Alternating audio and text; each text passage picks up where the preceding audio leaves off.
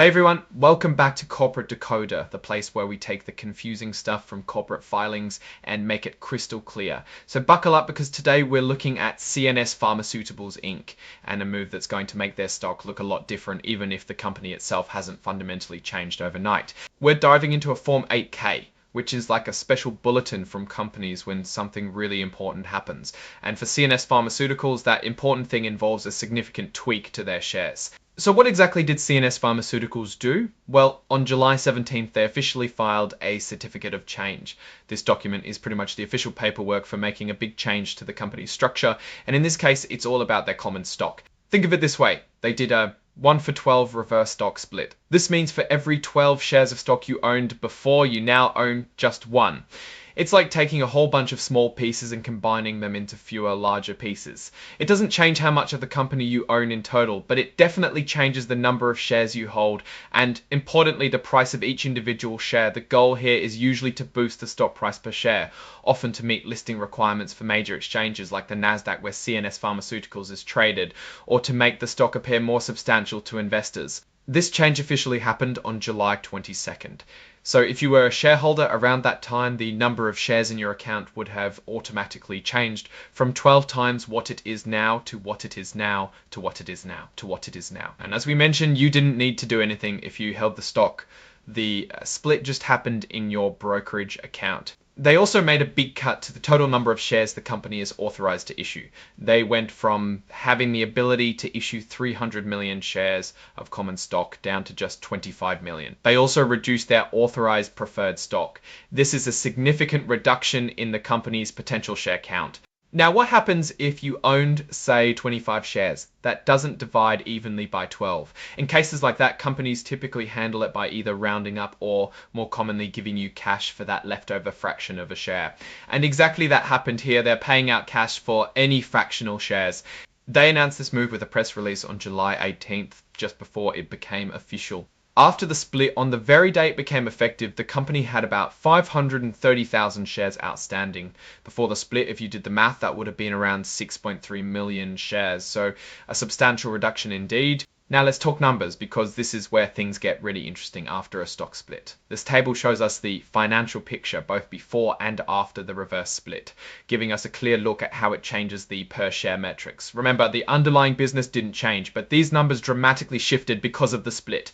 Take a look at the basic shares outstanding for the year ended December 31, 2024. Before the split, there were 382,241 shares outstanding. After the split, that number jumps to 31,854. This is the direct effect of that 12-for-1 split, reducing the share count significantly in the post-split column. A similar dramatic reduction is seen for 2023. Going from 1,507 shares to just 120th reduction is seen for 2023, going from 1,507 shares to just 143. Going from 1,507 shares to just 126. Now let's look at loss per share. Before the split for the year ended December 31, 2024, the loss per share was a negative $38.87. But after the split, that number becomes a much larger negative 466 bigger. So if the pie is bad, each bigger slice looks even worse on a per space basis. Moving to the more recent quarter for the 3 months ending March 31, 2025, the basic shares outstanding before the split were 2,726,636. After the split, this is reduced to $227,223. $12,000 Shinazo does $12,000 2023. Again, a clear impact of the consolidation. The previous year, March 31, 2023, $12,000. $93,000 $12,000 2023, $12,000 2023, $12,000 2023. Again, a clear dollar hate, $12.50 he says. 20. 90 scroll $5 $20 30 centi scroll. Using $70,000 90 scroll lesson. $1 to be $23 $12,000 2023 $6 18 before basic dollar 1,000 2020 30 110 D $26 18 90 scroll by saying dollars and $23 and 2023 1,000 2023 to 1, and the loss per share for that same quarter ending March 31 2025 before the split, the loss per share was a negative $1 $1.58. After the split, it ballooned to a negative $18.93. The numbers for the prior year's quarter also show this dramatic increase in per share loss after the split from a negative 1,000 shares, and this illustrates the power of reverse splits in magnifying per share figures, both for earnings and losses. This Form 8K also includes the official documents and exhibits that back up all this information. The main document is the Certificate of Change itself, which is officially filed to make the reverse split happen. And then there's the press release from July 18th that announced this entire event to the public. This report is signed off by Chris Downs, who is the Chief Financial Officer. This means the company's top financial person is confirming that all this information is accurate and has been properly filed.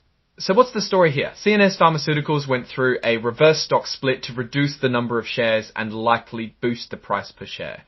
This is a common tactic, especially for companies that might be struggling to maintain a desired stock price or meet exchange listing requirements. From a purely financial reporting perspective, it makes per share metrics like earnings or losses look much more significant for better or worse. Looking at the numbers across the board, the company is reporting substantial losses, both annually and quarterly. The reverse split itself doesn't generate revenue or solve underlying business problems.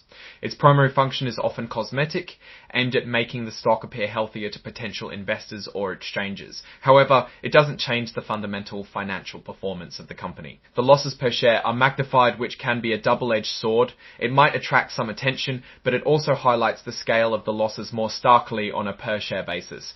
A key risk for companies undergoing reverse splits is that the market sometimes views it as a sign of weakness. If the underlying issues causing poor financial performance aren't addressed, the stock price might continue to fall even after the split, negating its intended effect and potentially leading to further dilution or delisting down the line.